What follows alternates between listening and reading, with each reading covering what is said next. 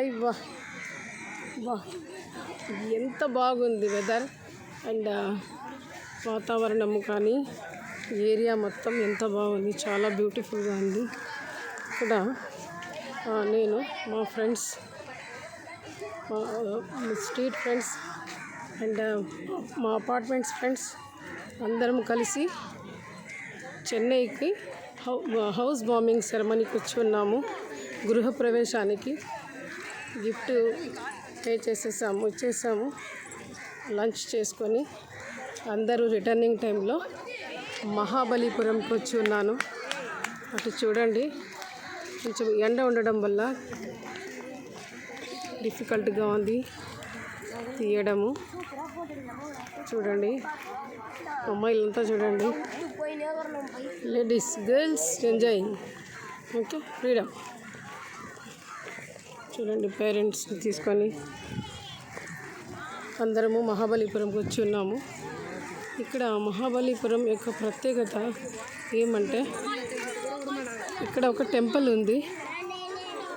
చాలామంది దర్శనం కోసం వస్తూ ఉంటారు. ఈ మహాబలిపురం యొక్క కట్టడాలు ఇవి పురాతనమైనవి, చాలా పాత కట్టడాలు.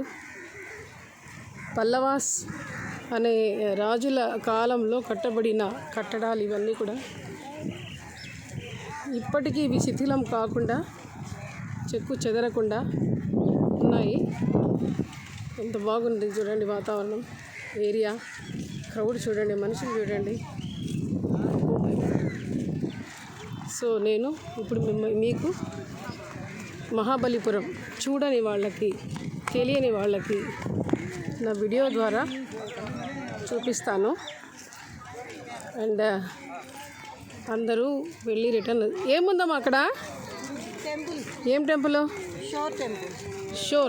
షోర్ అంటే తెలీదు. ఏముంది మా అక్కడ? టెంపుల్, షోర్ అంటే ఏమి? సీకి షోర్లో ఉంది. ఓహో, సీ షోర్. సీ షోర్ ఇలాంటి 5 ఉండేయంట. ఇది ఒక్కటే మిగిలింది, మిగతా అన్ని సముద్ర గర్భంలో కలిసిపోయినాయి అంట. అంటే ఇంకా టెంపుల్ ఉందా అక్కడ? ఇంకా టెంపుల్ ఉంది. శివుడు ఉన్నాడు లోపల, లింగ ఆకారం అను నార్మల్ శివుడు ఆకారం. అంతే, ఇంకేం లేదు. అది బల్లిది ఏమో అంటారా? ఇది ఇక్కడేనా? ఇక్కడ కాదు, అది కంచిలోనా? ఓకే. ఇప్పుడు బాగా ఎంజాయ్ చేశారా మీరు? బాగుంది. పిల్లలు హాలిడేస్లో వచ్చారా?